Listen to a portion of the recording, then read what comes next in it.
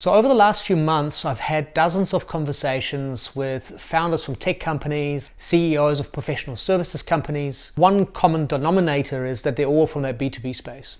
But the question that keeps coming up is where to find new revenue. The way I always answer that question, where to find revenue, since COVID hit, and it's still happening, by the way, since that happened, there's almost been like an earthquake, right? Like a business earthquake. And there has been these tectonic plates that have shifted. What this has done is it's completely changed the entire business landscape. What I find is that most people think it's unique to their situation. It's not. There are a lot of companies out there that are all in the same shoes. Doesn't matter what industry you're in some way or form, you have been affected over the last few months. What companies are going through now is, like, some companies are holding on to what they currently have, like they're grasping onto it, which is fine, right? It's like you continue to exploit the revenue streams that you already have. But the smart companies now and founders that are ahead of the game, they're exploring new revenue streams. And so what you got to think about, like the saying keeps popping up, and that is that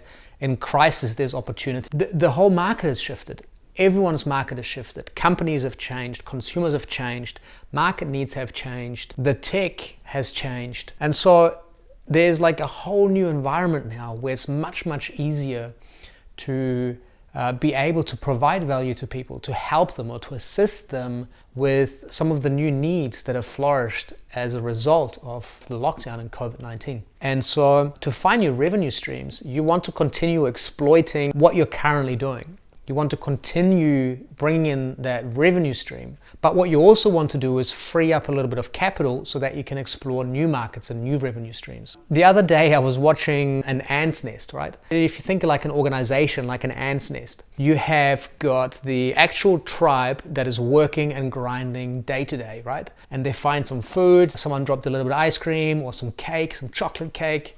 I'm really good at dropping chocolate cake. And you have the existing tribe that will go and exploit that stream of food source, right? But what you also find is that ages away from the actual tribe, all these little explorer ants going out and finding new sources of food. And they're looking to find these before the other one runs out. And it's a little bit like innovation or finding new revenue streams within an organization.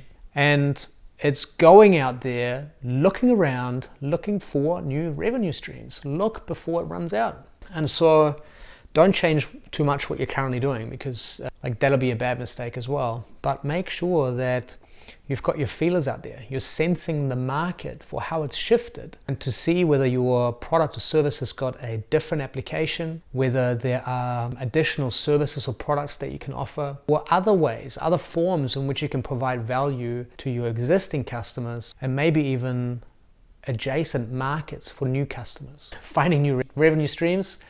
It's been like an earthquake. A lot of people are in the same position, but continue doing what you're doing, but make sure you explore new markets.